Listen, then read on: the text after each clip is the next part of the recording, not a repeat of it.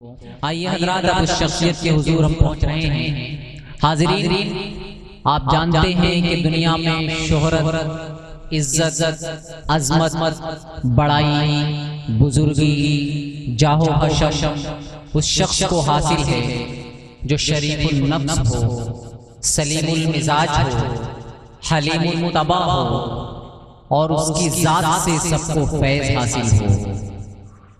کچھ ایسی ہی شخصیت آج کے ہمارے اس جلسے میں مہمان خصوصی کے طور پر وہ ایک ہمہ جہت شخصیت کے مالک ہیں، ایک مفسر قرآن، ایک باکمال خطیب، ایک راہبر، ایک معلم، جنہوں نے اپنی پوری زندگی تشنہ لبوں کو مے نوشی کے آداب سکھانے میں گزاری، جن کی زندگی اور جن کی شخصیت اس سورج کی مانند ہے جس کی روشنی سے ایک عالم منور پا رہا ہے، جن کی زندگی کا صرف اور صرف ایک مقصد ہے کہ اللہ اور اللہ کے رسول کا کلمہ بلند ہو، جن کا مشن ہے کہ اللہ کے بندے اللہ کی اطاعت کرنے والے بن جائیں۔ اسی مشن کو لے کر وہ ہمارے درمیان تشریف فرما ہیں۔ میری مراد ہے جناب حضرت مولانا مفتی عبد الرحمن صاحب قاسمی نقشبندی مدظ اللہ العالی، استاد مدرسہ قاسمیہ شاہی مراد آباد، خلیفہ و مجاز حضرت پیر ذوالفقار نقشبندی دامت برکاتہ ہمارے درمیان تشریف لائے ہیں۔ ہم بہت خوش قسمت ہیں کہ حقیقت کہاں میرے بعد، کہ ابھریں گی پرچھائیاں میرے بعد، مثالوں میں ذکر وفا آئے گا، تبرک ہیں یہ دھجیاں میرے بعد۔ شاید علامہ اقبال علیہ الرحمہ نے کسی وقت انہی بزرگان دین کے لیے، انہی اولیاء اللہ کے لیے اور انہی اللہ والوں کے لیے علامہ اقبال نے کہا تھا کہ جنہیں میں ڈھونڈتا تھا آسمانوں میں زمینوں میں، جنہیں میں ڈھونڈتا تھا آسمانوں میں زمینوں میں، وہ نکلے میرے ظلمت خانہ دل کے مکینوں میں، اور جلا سکتی ہے شمع کشتہ کو موج نفس ان کی، الہی کیا چھپا ہوتا ہے اہل دل کے سینوں میں، اور نہ پوچھ ارادت ہو، نہ پوچھ ان خرقہ پوشوں کی ارادت ہو تو دیکھ ان کو، نہ پوچھ ان خرقہ پوشوں کی ارادت ہو تو دیکھ ان کو، ید بیضا لیے بیٹھے ہیں اپنے آستینوں میں۔ آئیے ہم ملاقات بھی کریں اور سعادت حاصل کریں کہ آپ کے بیان سے اور آپ کے مواعظ حسنہ سے ہم مستفیض ہوں۔ میں بسط ادب و احترام عاجزانہ مخلصانہ درخواست گزار ہوں جناب مولانا مفتی عبد الرحمن صاحب قاسمی دامت برکاتہم سے کہ آپ تشریف لائیں اور ہم سب کو اپنے خطاب سے نوازیں۔ السلام علیکم ورحمۃ اللہ وبرکاتہ۔ الحمد للہ وکفا وسلام علی عباده الذین اصطفى، اما بعد فاعوذ باللہ من الشیطان الرجیم، بسم اللہ الرحمن الرحیم۔ من اعرض عن ذکری فإن له معیشة ضنکا ونحشره یوم القیامة اعمى۔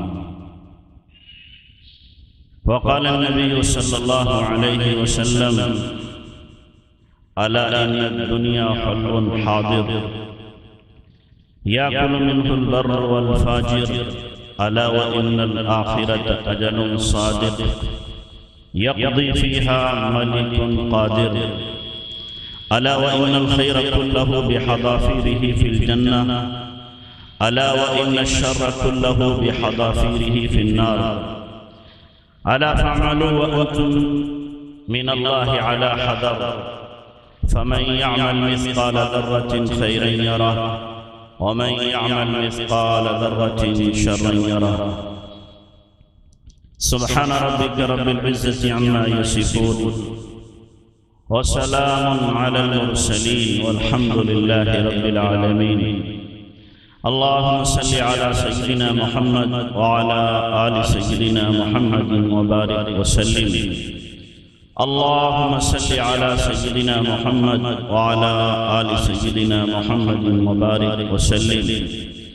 اللهم صل على سيدنا محمد وعلى آل سيدنا محمد وبارك وسلم۔ محترم علماء کرام، معزز سامعین، میرے بزرگوں اور دوستوں، بلا تمہید آپ سے چند باتیں عرض کرنی ہیں۔ اللہ تبارک و تعالیٰ نے ترتیب بنائی ہے، ہم بھی ترتیب بناتے ہیں۔ جب ترتیب وجود میں آتی ہے تو عمل وجود میں آتا ہے۔ آدمی شادی کرنے سے پہلے اولاد کی سوچے تو ہم کہیں گے ترتیب کے خلاف ہے۔ بیج ڈالنے سے پہلے غلے کو سوچے تو ہم کہیں گے ترتیب کے خلاف ہے۔ کنیکشن جوڑنے سے پہلے گھر میں روشنی کو سوچے تو ترتیب کے خلاف ہے۔ ایسے اللہ تبارک و تعالیٰ کی ترتیب ہے کہ تم کچھ کرو گے تو کچھ پاؤ گے۔ تمہاری طرف سے اقدام ہوگا، میری طرف سے فیصلے ہوں۔ اللہ کی ترتیب ہے کہ انسان اعمال درست کرے گا، اللہ احوال درست کرے گا۔ اعمال ٹھیک ہوں گے، حالات ٹھیک ہوں گے، اعمال بگڑیں گے، حالات بگڑیں گے۔ یہ اللہ کی ترتیب ہمیشہ سے ہے، ہمیشہ رہے گی، اس کو کوئی بدل نہیں سکتا۔ اور ہماری سوچ اس کے بالکل برعکس ہے کہ حالات ٹھیک ہو جائیں تو اعمال ٹھیک کر دیں۔ ہم یہ سوچتے ہیں اور یہ ہو نہیں سکتا۔ ہمیں اعمال ٹھیک کرنا پڑیں گے تو حالات ٹھیک ہوں گے۔ کسی سے بھی آپ بات کریں دین کی، نماز کے لیے، کسی عمل کے لیے، تو کہتے ہیں حالات ٹھیک ہو جائیں، کاروبار ٹھیک ہو جائے پھر دیکھا جائے گا۔ یہ کاروبار ٹھیک کرنا چاہ رہا ہے اعمال کے بگاڑ کے ساتھ، اور یہ ممکن نہیں۔ اس لیے اعمال کو پہلے درست کرنا پڑے گا تو حالات درست ہوں گے۔ آپ قرآن کا مطالعہ کریں تو معلوم ہوگا کہ موسیٰ علیہ السلام کو اللہ تعالیٰ نے جب فرعون کے پاس بھیجا تو بنو اسرائیل غلام ہیں، جبکہ بنو اسرائیل کی کافی تعداد ہے، تقریباً 6 لاکھ۔ تو موسیٰ علیہ السلام نے بنو اسرائیل سے یہ نہیں کہا کہ ظلم کی چکی میں تم پس رہے ہو لہذا ہتھیار بناؤ، مقابلہ فرعون سے کیا جائے گا، بلکہ قرآن کیا کہہ رہا ہے کہ موسیٰ علیہ السلام کو اللہ تبارک و تعالیٰ نے حکم دیا کہ اپنی قوم سے آپ کہیے اجعلوا بیوتکم قبلہ واقیموا الصلاۃ، کہ اپنی قوم سے کہیے گھروں کا رخ قبلے کی طرف بنائیں اور نماز کو قائم کریں۔ اور دوسرا حکم دیا وَاصْبِرُوا إِنَّ الْأَرْضَ لِلَّهِ يُورِثُهَا مَن يَشَاءُ مِنْ عِبَادِهِ، صبر کرو، زمین اللہ کی ہے، اللہ جس کو چاہے گا وارث بنا دے گا۔ اقامت نماز کا حکم دیا، صبر کا حکم دیا، اور اللہ پر بھروسے کا حکم دیا کہ اللہ پر بھروسہ کرو اگر تمہارے اندر ایمان ہے۔ موسیٰ علیہ السلام نے اپنی قوم کو ترغیب دی، قوم جب جس کے اوپر آ گئی تو اللہ کی طرف سے فیصلہ ہوا اب یہاں سے نکلو، بغیر ہتھیار کے تمہارے دشمن کو ہم تمہاری آنکھوں کے سامنے نیست و نابود کریں گے۔ اعمال بنائے گئے، اللہ نے حالات نہیں بدلے، بلکہ اللہ نے اس ملک کو عطا کیا جس ملک میں ان کے اوپر ظلم ہو رہا تھا۔ دشمن کو آنکھوں کے سامنے اللہ نے تباہ و برباد کیا۔ ہم چاہتے ہیں، الیکشن کا زمانہ چل رہا ہے، ہم سب کی سوچ ہے کیا ہے حالات بدل جائیں، حکومت بدل جائے، منصف مزاج لوگ آ جائیں، اعتدال پسند آ جائیں، انسانیت پرست آ جائیں۔ ہم سب کی دلی خواہش ہے، تمنا ہے، دعائیں، لیکن ہم اگر اپنے اعمال کو نہیں بدلیں گے، ہم اگر اعمال کو نہیں بدلیں گے تو یاد رکھنا حکومتیں اللہ کی طرف سے طے ہوتی ہیں، ووٹنگ سے نہیں ہوتی، اللہ کی طرف سے طے ہوتی ہیں۔ ووٹ ہم ڈالیں گے لیکن فیصلہ وہ ہوگا جو اللہ طے کرے گا۔ اسی لیے حدیث قدسی آپ نے سنی ہوگی، اللہ تعالیٰ فرماتا ہے انا اللہ لا الہ الا انا، میں اللہ ہوں، میرے علاوہ کوئی اور نہیں ہے۔ اللہ فرماتا ہے قلوب الملوک بیدی، تمام بادشاہوں کے دل میری مٹھی میں ہیں، تمام بادشاہوں کے دل میری مٹھی میں ہیں۔ وَأَنَّ الْعِبَادَ إِذَا أَطَاعُونِي حَوَّلْتُ قُلُوبَهُمْ بِالرَّأْفَةِ وَالرَّحْمَةِ، کہ میرے بندے جب میری مان کر چلتے ہیں، اپنے اعمال کو درست کرتے ہیں، تو بادشاہوں کے دلوں کو نرم کر دیتا ہوں، ان کے دلوں میں محبت بھر دیتا ہوں۔ پھر اب میرے بندوں کے ساتھ میں انسانیت والا، رحم والا، پیار والا، محبت والا، عدل والا تعلق قائم کرتے ہیں۔ وَأَنَّ الْعِبَادَ إِذَا عَصَوْنِي، کہ میرے بندے جب میری نام نہیں مانتے اور میری نافرمانی کرتے ہیں تو اللہ فرماتا ہے حَوَّلْتُ قُلُوبَهُمْ بِالنِّقْمَةِ وَالْعَذَابِ، میں ان کے دلوں کو سخت کرتا ہوں۔ اب وہ میرے بندوں کو کیا کرتے ہیں؟ فَيَسُومُوهُمْ سُوءَ الْعَذَابِ، طرح طرح کی سزاؤں میں، بلاؤں میں، مصیبتوں میں مبتلا کرتے ہیں۔ بادشاہوں کی طرف سے اب دفعات قائم ہوتی ہیں، قانون بنتے ہیں، بادشاہ قانون بنا رہے ہیں، حکمراں قانون بنا رہے ہیں اور ہم چلا رہے ہیں، لیکن فیصلے کے در سے ہو رہے ہیں کہ اعمال بگڑیں گے، حالات بگڑیں گے۔ اب ان حالات میں ہمیں کیا کرنا ہے؟ اس حدیث میں علاج بھی جناب رسول اللہ صلی اللہ علیہ وسلم نے اللہ کی طرف سے بیان کیا۔ علاج کیا ہے؟ تو فرمایا فَلَا تَدْعُوا عَلَيْهِمْ، خبردار ان بادشاہوں کے خلاف بددعا نہ کرنا، ان کے لیے بددعا نہیں کرنا، یہ تمہیں سزائیں دے رہے ہیں، مصیبتوں میں مبتلا کر رہے ہیں، تمہارے اوپر مظالم کا پہاڑ توڑ رہے ہیں۔ فَلَا تَدْعُوا عَلَيْهِمْ، بددعا نہیں کرنا۔ اللہ پھر کیا کریں؟ یہ تو ظلم پر ظلم کیے جا رہے ہیں، تو اللہ فرماتا ہے بل تبتہلوا وتضرعوا لکی یکفیکم، بلکہ تم رونا دھونا شروع کر دو، میری طرف آ جاؤ، مجھ سے گڑگڑانے لگو، اعمال کو اپنے درست کر لو، تو تمہیں کچھ کرنے کی ضرورت نہیں، لکی یکفیکم، میں تمہارے لیے کافی ہو جاؤں گا، میں کافی ہو جاؤں گا۔ تو ہمیں جو کام کرنا ہے وہ کرنا چاہیے، اللہ کو راضی کرنا، اعمال کو درست کرنا، اعمال درست ہوں گے حالات درست ہوں گے، اعمال بگڑیں گے حالات بگڑیں گے۔ فیصلے اللہ کی طرف سے ہیں، یاد رکھنا، اگر ہم اپنے اعمال کو نہیں بدلیں گے، حالات جیسے ہیں اس سے زیادہ سنگین ہیں، اس سے زیادہ سنگین ہوں گے۔ بنو اسرائیل کی پوری تاریخ اٹھا کر کے آپ دیکھ لیں کہ ان کے ساتھ کیا ہوا ہے، اور اس امت کے حالات کو بھی آپ دیکھیں تو معلوم ہوگا کہ جب امت کے اعمال بگڑے ہیں تو اللہ نے کیسے ظالموں کو مسلط کیا۔ تاتاریوں کا واقعہ آپ سنتے رہتے ہیں، تاتاری کب مسلط ہوئے تھے، کس وقت مسلط ہوئے تھے؟ کہ وقت کے بادشاہ کے حالات اس قدر خراب ہوئے تھے کہ عید کی نماز عشاء کے بعد پڑھی تھی۔ عید کی نماز کب؟ عشاء کے بعد پڑھی ہے، صبح سے نکلے ہیں دھوم دھڑاکوں کے ساتھ میں گاتے بجاتے ہوئے، بیچ کی نمازیں گول اور عید کی نماز عشاء کے بعد ہو رہی، یہاں تک حالات پہنچے ہیں تو پھر اللہ نے تاتاریوں کو مسلط کیا۔ ایسے ہی خلافتیں ختم نہیں ہوئی، ایسی حکومتوں کا زوال نہیں ہوا، ظالم ایسے ہی مسلط نہیں ہوئے۔ جب اعمال بگڑتے ہیں تو اللہ ظالموں کو مسلط کرتا ہے۔ ان اللہ لا یظلم الناس شیئا ولکن الناس انفسهم یظلمون، اللہ لوگوں پر ظلم نہیں کرتا بلکہ لوگ اپنے اعمال کی وجہ سے اپنے اوپر خود ظلم کرتے ہیں۔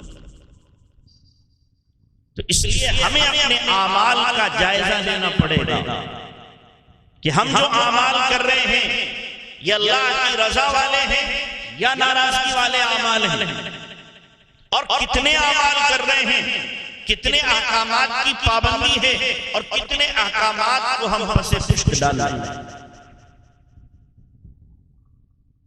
اگر کوئی نماز پڑھنے والا ہے تو زکوٰۃ سے دور ہے، کوئی زکوٰۃ دے رہا ہے تو نماز سے دور ہے، یہ اعمال کر رہا ہے تو بد اخلاق بنا ہوا ہے، اخلاق درست ہے تو معاملات خراب ہیں، معاملات درست ہے تو معاشرت بالکل نکما ہے۔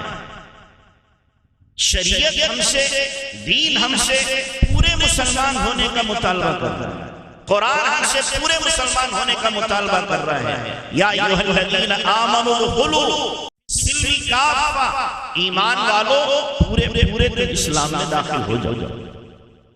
آدھا ٹیچر آدھا بٹیر اللہ کیا نہیں چلے گا، تو اعمال کو درست کرنا پڑے گا۔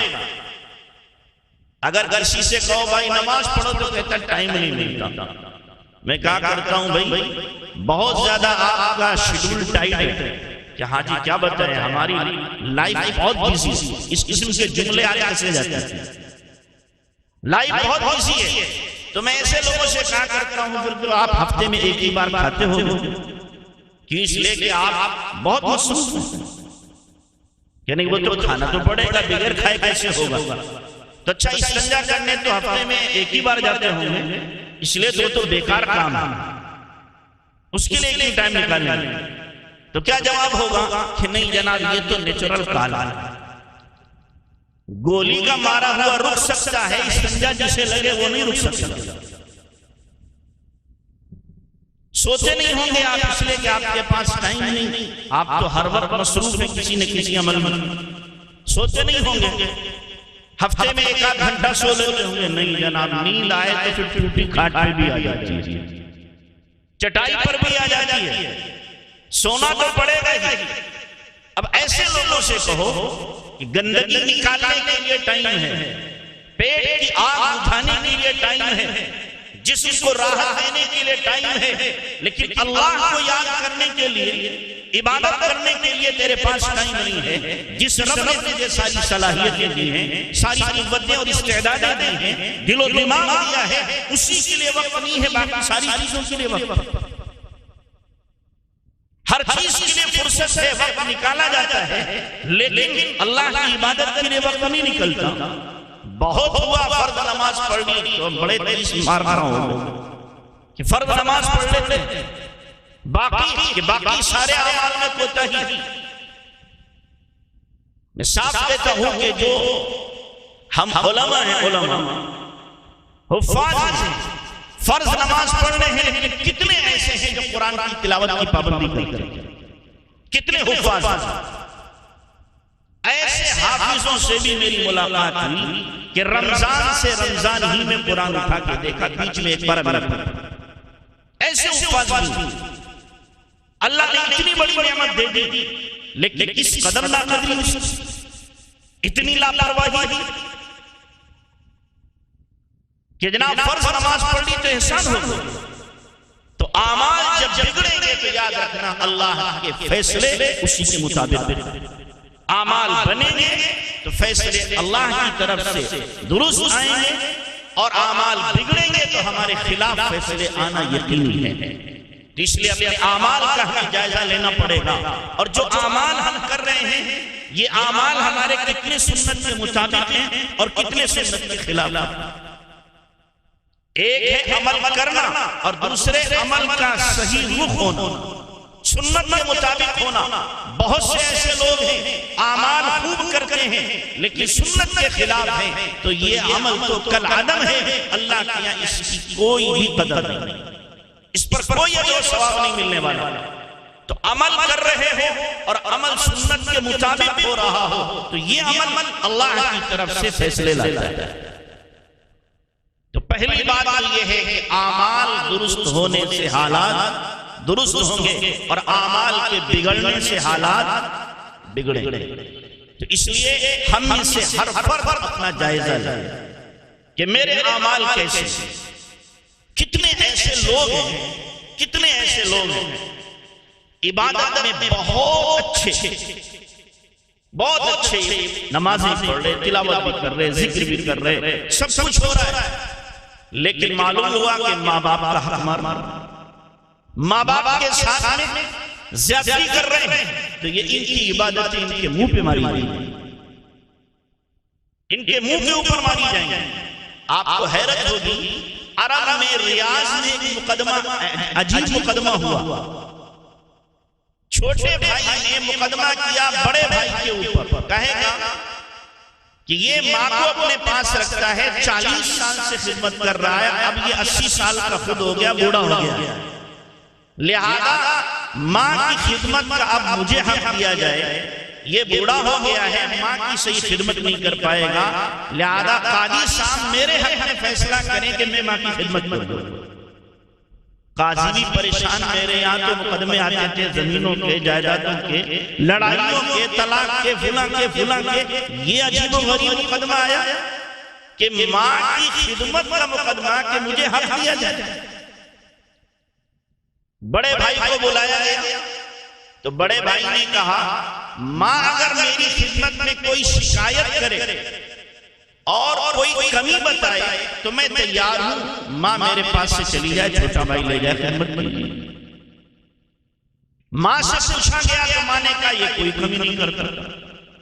چھوٹا کہنے لگا کچھ بھی ہو ماں مجھے چاہیے، میں خدمت کروں گا، یہی سارا ثواب آخرت میں لے رہا ہے۔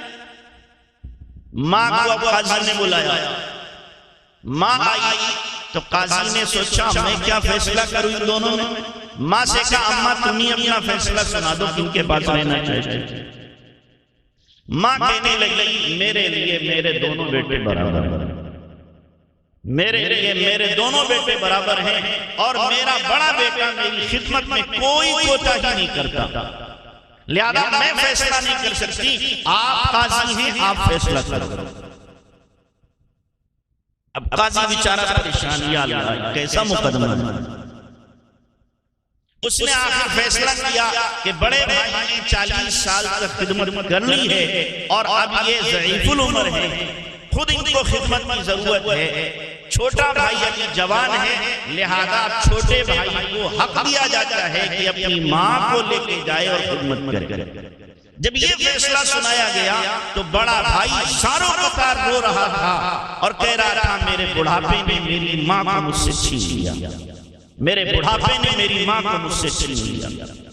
ایسے لوگ بھی جو ماں کی خدمت کو اپنے لیے باعث سعادت سمجھ کر جنت میں جانے کا ذریعہ سمجھتے ہیں، اور آج بھی ایسے لوگ بھی ہیں جو اپنی ماں کو اولڈ اسپتال میں ڈالنا ہے، بوڑھوں کا اسپتال تیار ہو گیا، وہاں ڈالا جانا ہے۔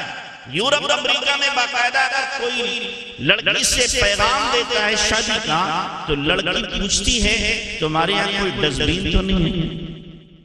کیا مطلب ڈسٹبن کا؟ کوئی بوڑھا باپ، ماں باپ یا کوئی اور تو نہیں ہے؟ اگر وہ کہتا ہے میری ماں ہے تو وہ کہتی ہے نہیں، پھر ہمارا تمہارا جوڑ نہیں ہو سکتا، اس بوڑھی کے ساتھ میں نہیں رہتی۔ تو لڑکا کہے گا نو پرابلم، کوئی مسئلہ نہیں ہے، اماں کو اولڈ اسپتال میں ڈال دیں گے، ہم دونوں عیش کی زندگی گزاریں گے۔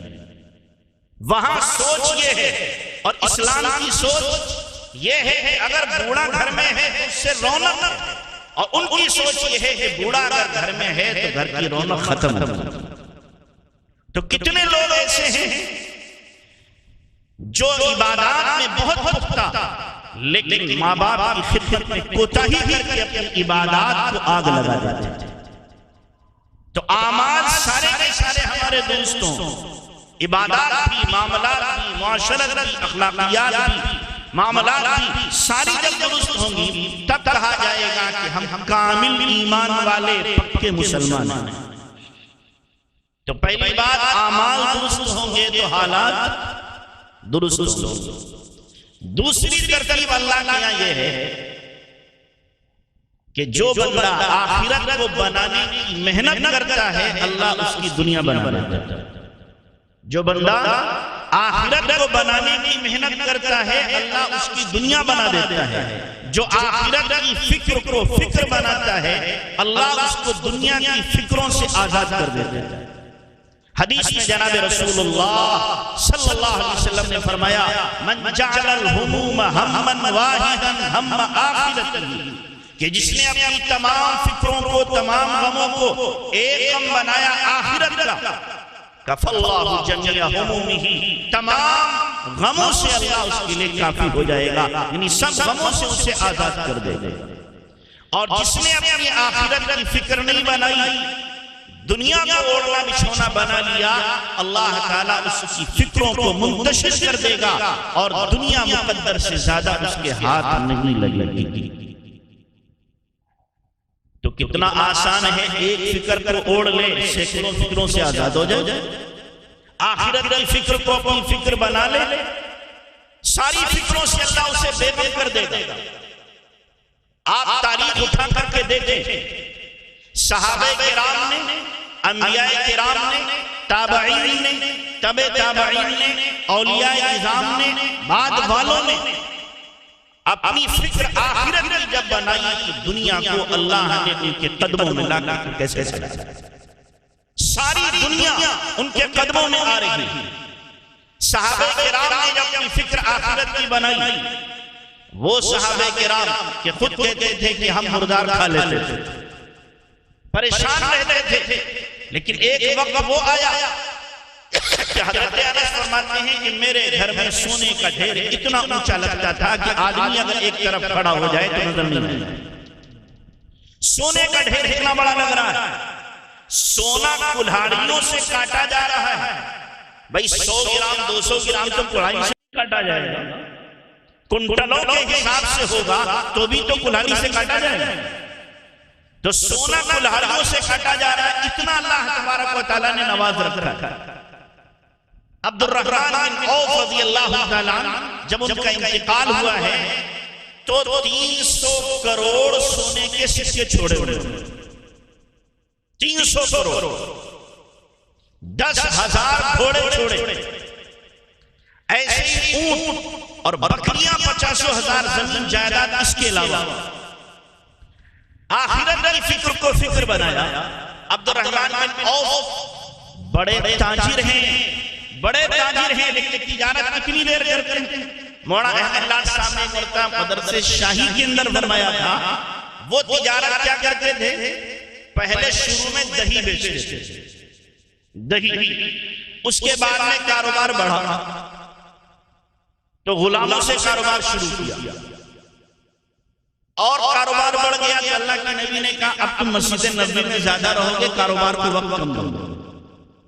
ہول سیل کا کاروبار جب شروع ہوا تو اب صرف اتنی دیر کے لیے نکلتے تھے، استنجا کرنے یا گھر پہ کھانا کھانے کے لیے جا رہے ہیں، اتنی دیر باہر نکلتے تھے، باہر ہول سیل خریدار کھڑے رہتے تھے، اسی بیچ میں آرڈر کاٹ دیتے تھے، فرمان جاری کرتے تھے، اتنی دیر کا کاروبار تھا صرف عبد الرحمن بن عوف رضی اللہ تعالیٰ عنہ۔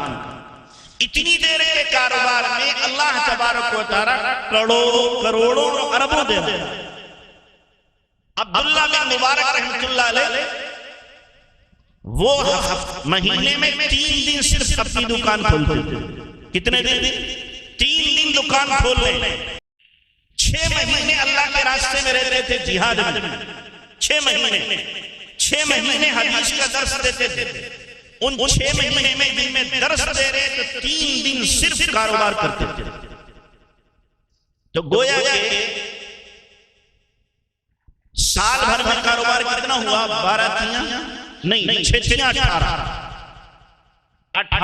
دن صرف کاروبار کر رہے ہیں پورے سال میں، اور اللہ تبارک تعالیٰ نے نوازا۔ ان کے بارے میں آتا ہے وہ تو ایسے پیدا ہوئے جیسے سونے کا لقمہ وہ لے کر کے پیدا ہوا۔ عبداللہ بن مبارک، تو عبداللہ بن مبارک جب دکان کھولتے تھے تو لائن لگ جاتی تھی سودا لینے والوں۔ لوگوں نے کہا بھائی یہی راشن یہی سامان فلاں دکان پہ ملتا ہے، وہاں سے لے لو، اتنی لمبی لائن کیوں لگاتے ہو؟ تو کہتے نہیں یہیں سے لیتے یہاں سے لیتے ہیں تو برکت ہوتی ہے۔ اللہ کو ایک 3 دن میں مہینے بھر پر 2 مہینے کی روزی دینا ہے، اللہ نے نظام بنا رکھا ہے۔ تو جو آخرت کی فکر کو اپنی فکر بنائے گا اللہ اس کو تمام فکروں سے آزاد کرے گا۔ صحابہ کی زندگیاں اس کے اوپر شاہد ہیں، تابعین کی زندگیاں اس کے اوپر شاہد ہیں۔ امام مالک رحمۃ اللہ علیہ کو دیکھیے، امام مالک رحمۃ اللہ علیہ نے آخرت کی فکر کو اپنی فکر بنایا ہے۔ کیا حال ہے ان کا؟ روزانہ ایک نیا جوڑا پہنتے ہیں اور صبح کو کسی طالب علم کو یا کسی مسکین کو یا کسی ضرورت مند کو دے دیتے۔ آپ خیر آباد والے تو کپڑا بناتے ہو، پورے خیر آباد میں کوئی ایک آپ ایسا نہیں دکھا سکتے جو روزانہ نیا جوڑا پہنتا ہو، کوئی ہوگا؟ مودی کے بارے میں بہت مشہور ہے کہ وہ سوٹ بہت بدلتا ہے، بہت پہنے، لیکن روزانہ وہ بھی نہیں بدلتا ہوگا نیا، روزانہ وہ بھی نہیں بدلتا ہوگا۔ لیکن امام مالک رحمۃ اللہ علیہ کیا ہے؟ روزانہ ایک نیا سوٹ پہنے۔ دو ہی لوگوں کے بارے میں نے پڑھا، ایک امام مالک کے بارے میں اور دوسرے حضرت گنگوہی رحمۃ اللہ علیہ، وہ بھی روزانہ ایک نیا سوٹ پہنتے تھے اور صبح کو کسی شاگرد کو یا کسی مرید کو یا کسی ضرورت مند مسکین کو آپ دے دیتے تھے۔ آخرت کی فکر کو فکر بنایا تو اللہ نے شاہوں والی زندگی عطا فرمائی، شاہوں والی زندگی۔ ہمارے امام حنیفہ رحمۃ اللہ علیہ آخرت کی فکر کو فکر بنایا کہ 40 سال عشاء کے وضو سے فجر کی نماز پڑھی تو اللہ تبارک تعالیٰ نے کاروبار دیا، شوروم ہے باقاعدہ ان کے کپڑوں کے، کیا ہے شوروم امام حنیفہ رحمۃ اللہ علیہ۔ 50 علماء کا خرچہ امام حنیفہ رحمۃ اللہ علیہ اپنے اوپر لیے ہوئے، 50 علماء کا خرچہ، اور کتنے لوگوں کو نوازتے تھے۔ اللہ تبارک و تعالیٰ نے آخرت کی فکر بنانے کی وجہ سے دنیا ان کے لیے آسان کر دی۔ ایسے آپ پوری تاریخ اٹھا کر کے دیکھیں، حضرت عبید اللہ احرار رحمۃ اللہ علیہ سلسلے نقشبندیہ کے سرخیل، ان کے بارے میں آتا ہے کہ حضرت کو اللہ نے اتنا نوازا کہ جب چلتے تھے تو پورا لاؤ لشکر ہوتا تھا، اور جو خیمے گاڑے جاتے تھے خیموں کے چوبے جو ہوتی تھی وہ سونے کی ہوتی تھی، سونے کی تھی، اور ہر وقت کھانا ماشاءاللہ رنگ برنگی کھانے، مرغے چرغے چلتے تھے۔ ایک مرتبہ مولانا جامی رحمۃ اللہ علیہ ملنے کے لیے گئے کہ چلو مل کے آتے ہیں، سنا بڑا نام۔ جب ملنے کے لیے پہنچے اور یہ حالات دیکھے کہ یہاں تو شاہانہ ٹھاٹ باٹ ہے تو ذہن خراب ہو گیا۔ کہنے لگے، جاتے ہوئے انہوں نے ایک مصرع پڑھا، نہ مردست کے دنیا دوست دارا، وہ اللہ والا نہیں ہو سکتا جو دنیا کو دوست رکھے، اور یہ کہہ کے چلے گئے۔ دوپہر کا وقت ہوا، ایک مسجد میں کھانا کھایا، قیلولے کے لیے لیٹ گئے۔ خواب میں دیکھا کہ حشر بپا ہے اور اعمال لوگوں کے تولے جا رہے ہیں۔ نام آیا مولانا جامی کا، یہ بھی پہنچے تو اعمال نیکیوں کے ان کے اڑ بدیوں کا پلڑا چھپ گیا۔ حکم ہوا نیکی لے کر آؤ ورنہ فیصلے کے منتظر ہو۔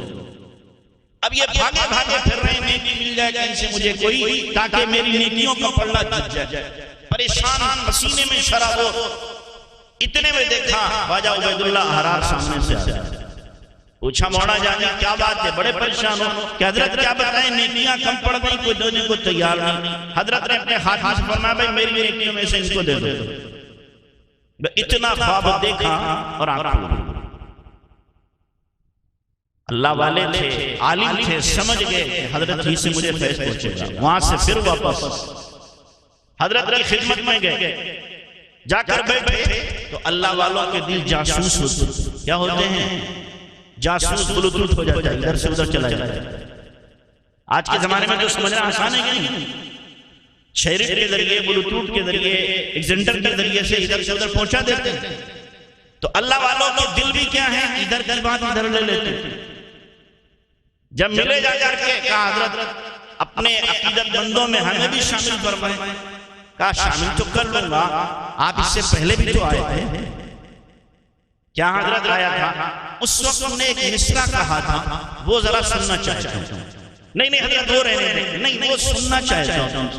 حضرت وہ گستاخی بھی، معافی چاہتا ہوں، وہ مت سنیے، نہیں سننا چاہتا ہوں، آپ سنائیے۔ اب انہوں نے سنایا، نہ مردست کے دنیا دوست دارا۔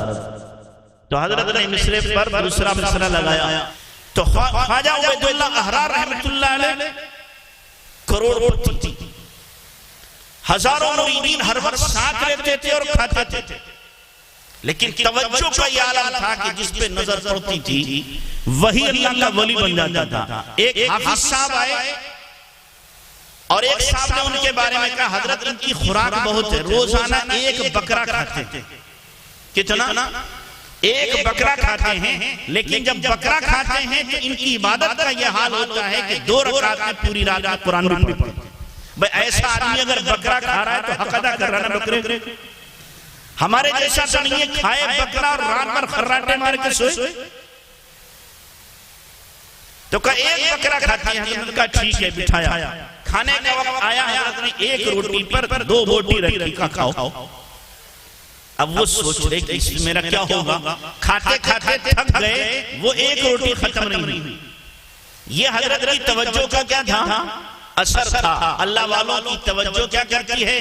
اثر کرتی ہے، ہمیں سمجھ میں آئے یا نہ آئے۔ اور میں اس کو حدیث سے ثابت کروں گا۔ اللہ کے نبی جناب رسول اللہ صلی اللہ علیہ وسلم کی خدمت میں ایک جوان آیا اور آ کر کے اس نے کہا اللہ کے نبی مجھے زنا کی اجازت دیجیے۔ واقعہ سنا ہوگا آپ نے، زنا کی اجازت دیجیے۔ تو آپ علیہ السلام نے ڈانٹا نہیں، ڈپٹا نہیں، جھڑکا نہیں، مارا نہیں، بھگایا نہیں، بلکہ قریب بلایا۔ قریب بلا کر آپ صلی اللہ علیہ وسلم نے کتنے پیار سے سمجھایا تمہاری ماں ہے، اگر تمہاری ماں کے ساتھ کوئی زنا کرے برداشت کرو گے؟ بالکل نہیں۔ خالہ کے ساتھ بالکل نہیں، چاچی کے ساتھ بالکل نہیں، بہن کے ساتھ بالکل نہیں، بیٹی کے ساتھ۔ محرمات کو آپ نے گنوایا، سب کا انکار کرتا رہا۔ تو اللہ کے نبی صلی اللہ علیہ وسلم نے دیکھیں اب کیا کیا، سینے پہ ہاتھ رکھا۔ کیا ضرورت ہے سینے پہ ہاتھ رکھنے کی؟ سینے پہ ہاتھ رکھا اور آپ نے اس کے لیے کیا دعا کیا؟ اللہم حسن فرجا وطہر قلبا وغفر ذنبا۔ اے اللہ اس کے گناہوں کو معاف کر دے، دل کو پاک کر دے، شرمگاہ کو محفوظ کر دے۔ ادھر دعا کی، ادھر ہاتھ رکھا، توجہ ڈالی، وہ مجلس سے باہر گئے۔ کہتے ہیں اس دن کے بعد زنا سے زیادہ بدترین گناہ میری نگاہ میں کوئی نہیں تھا۔ دعا بھی ہے، تصرف بھی اللہ کے نبی جناب رسول اللہ صلی اللہ علیہ وسلم نے کیا ہے۔ اللہ والے ایسے ہی تصرف کرتے ہیں، نگاہ پڑتی ہے اور کایا پلٹ ہو جاتی ہے۔ ہمارے حضرت بار بار کہا کرتے ہیں جب بری نگاہ لگتی ہے تو اچھی نگاہ کیوں نہیں لگے گی؟ بھائی ہم کہتے ہیں نظر لگ گئی، نظر لگ گئی تو آدمی بیمار پڑ گیا، العین حق، بیمار پڑ گیا آدمی، جانور بیمار ہو جائے، انسان بیمار ہو جائے۔ جب بری نظر لگتی ہے، کسی آپ دعا کریں اللہ کسی اللہ والے کی مجھے نظر لگ جائے، کسی اللہ والے کی نظر لگ جائے تو میرا بیڑا پار ہو جائے گا، دل کی دنیا بدل جائے گی، کائنات بدل جائے گی۔ تو نظر لگتی ہے، اگرچہ جاتا ہوا کچھ دکھائی دیتا، اثر ہوتا ہے۔ آپ گاڑی کے ریموٹ کو دباتے ہو، دروازہ کھلتا کہ نہیں کھلتا؟ جاتا ہوا کچھ دکھائی دیتا ہے؟ بھئی جاتا ہوا کچھ دکھائی دیتا کچھ بھی نہیں، گاڑی کھل گئی۔ ایسے اللہ والوں کی نظر پڑتی ہے، جاتا ہوا بظاہر کچھ نہیں دکھائی دیتا، لیکن دل کا تالا کھل جاتا ہے۔ دل کا تالا کیا ہوتا ہے؟ کھل جاتا ہے۔ آج لوگ اس کو عجوبہ سمجھتے ہیں، سلوک کو لوگ سمجھتے ہیں اس کی کوئی حیثیت نہیں۔ یاد رکھنا بیعت ہونا سنت ہے۔ بات آگئی تو آپ کو بتا دوں، بیعت ہونا سنت ہے۔ اللہ کے نبی صلی اللہ علیہ وسلم 3 طرح کی بیعت لیتے تھے۔ ایک بیعت جہاد جس کا تذکرہ قرآن کے اندر موجود ہے۔ جب اللہ کے نبی صلی اللہ علیہ وسلم صلح حدیبیہ میں ہیں، بیعت رضوان مشہور ہے۔ ان الذين يبايعونك انما يبايعون الله يد الله فوق ايديهم کہ جو لوگ آپ سے بیعت کر رہے ہیں وہ حقیقت میں اللہ سے بیعت کر رہے ہیں اور ان کے ہاتھوں پر اللہ کا ہاتھ ہے۔ ایک یہ ہے بیعت جہاد، دوسری ہے بیعت اسلام کہ جو اسلام لاتا تھا وہ آپ کے ہاتھوں میں ہاتھ دیتا تھا اور اللہ کے نبی اسے توبہ بھی کراتے تھے، کلمہ بھی پڑھاتے تھے۔ حضرت عمرو بن عاص کا واقعہ مشہور ہے، اللہ کے نبی کے ہاتھوں میں ہاتھ دیا، آپ نے کہلوانا چاہا تو انہوں نے ہاتھ کھینچ لیا۔ آپ نے فرمایا عمر کیا ہوا؟ ہاتھ کیوں کھینچے؟ کہنے اللہ کے نبی میں شرط لگانا چاہتا ہوں اسلام لانے سے پہلے۔ کیا شرط لگانا چاہتے ہو؟ کہ اللہ کے نبی یہ شرط لگانا چاہتا ہوں کہ میرے پچھلے سارے گناہ معاف ہو جائیں۔ آپ نے فرمایا عمر تمہیں اب تک پتہ نہیں ہے ان الاسلام یہدی ما کان قبلہ، اسلام سابقہ سارے گناہوں کا صفایا کر دیتا ہے. تو انہوں نے ہاتھ میں ہاتھ دیا ہے. تو یہ ہے بیعت اسلام. اور تیسری بیعت اللہ کے نبی صلی اللہ علیہ وسلم کرتے تھے بیعت اصلاح. اس کا تذکرہ قرآن کے اندر موجود ہے سورہ ممتحنہ میں. اللہ نے قرآن میں فرمایا یا ایوہ النبی اذا جاءک المؤمنات یبایعنک علی ان لا یشرکن باللہ شیئا. اے نبی ایمان والی عورتیں آپ کے پاس آئیں، کافرات نہیں، ایمان والی آپ کے پاس عورتیں آئیں اور آپ سے بیعت ہوں. آپ سے کیا ہو؟ بیعت ہو. کس بات پر؟ کہ شرک نہیں کریں گی، زنا نہیں کریں گی، بہتان نہیں لگائیں گی، چوری نہیں کریں گی، اولاد کا قتل نہیں کریں گی. فَبَعْيَهُمْ اللَّهِ. اے نبی جی آپ ان کو بیعت کر لیجئے. یہ ہے بیعت اصلاح. مشائخ جو بیعت کرتے ہیں وہ بیعت اصلاح ہے. اور بغیر بیعت کیے ہوئے آدمی پٹری سے عام طور سے ہٹا رہتا ہے، پٹری سے ہٹا رہتا ہے. جو مرشد ہوتا ہے، شیخ ہوتا ہے، اس کی مثال ڈاکٹر کی ہے، روحانی ڈاکٹر. جیسے جسم کے لیے ڈاکٹر کی ضرورت ہے، ایسے روح کی اصلاح کے لیے بھی ڈاکٹر کی ضرورت ہے. آپ کے یہاں قصبے کے اندر اللہ والے موجود ہیں، آپ کے اللہ والے آتے ہیں، ان سے اپنا تعلق، جو آپ کے قریبی ہیں ان سے اپنا تعلق قائم کرو، ان سے بیعت ہو تاکہ کہیں دور نہ جانا پڑے. اپنی بات کہنا ہو تو ان سے کہہ سکیں، ان سے رائے مشورہ لے سکیں، اپنے دل کے حال کو ان کے سامنے بیان کر سکیں.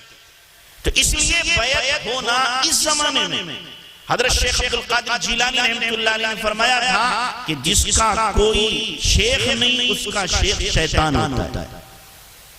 حضرت کے ملفوظات موجود ہیں. تو اس لیے ضروری ہے اپنی اصلاح کے لیے، لیکن اس کے لیے ایک بات یاد رکھیں، بیعت ہونے سے پہلے شیخ کی تفتیش حال ضروری ہے کہ جس سے بیعت ہو رہا مکمل اس کی تحقیق کر لے، متبع سنت ہے یا نہیں ہے، شریعت کا پابند ہے یا نہیں ہے، شریعت کا ضروری علم اس کے پاس ہے یا نہیں ہے. ہم نے جسے دیکھا اسی کے ہاتھ میں ہاتھ دے دیا اور بعد میں کہہ رہے ہیں یہ تو گناہوں میں مبتلا.